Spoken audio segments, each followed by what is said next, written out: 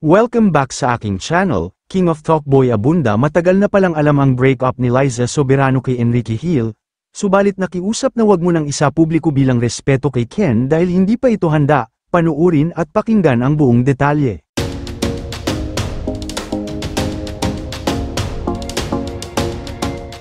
Matagal na palang alam ng King of Talkboy Abunda na matagal nang hiwalay ang Liz Ken, subalit hindi niya muna ito ipinaalam dahil na rin sa pakiusap ni Liza Soberano, at respeto na rin kay Ken.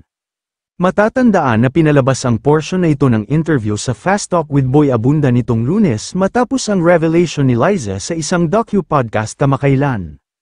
Paliwanag ni Boy, nag-request si Liza huwag namin ipalabas ang bahaging yun ng interview dahil hindi pa ready si Ken na malaman ng publiko na hiwalay na sila. Inamin na lang din ito ni Boy, matapos ang naging pasabab ni Liza patungkol sa kanila ni Ken. Para sa King of Talk, mas nabuo na ngayon ang kwento ng mga pagbabago sa karera at buhay ni Liza dahil nasagot na ang tanong ng publiko tungkol sa estado ng kanyang relasyon kay Enrique.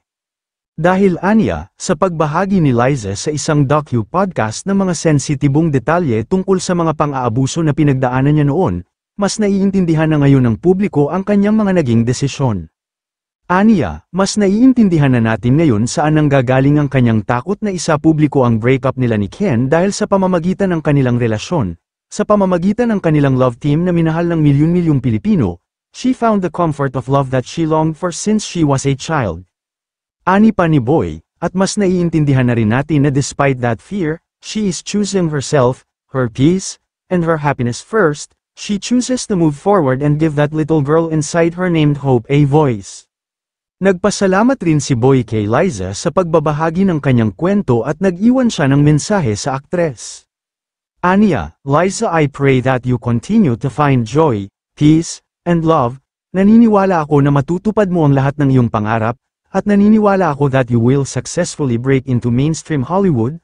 Liza, as you continue on with your journey, believe in your heart, you are worthy of love, and your story is valid.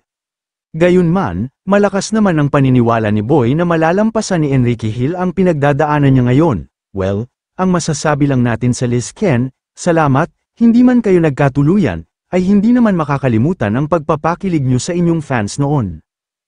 Kayo mga ka-showbiz, anong masasabi nyo sa ating showbiz topic ngayon?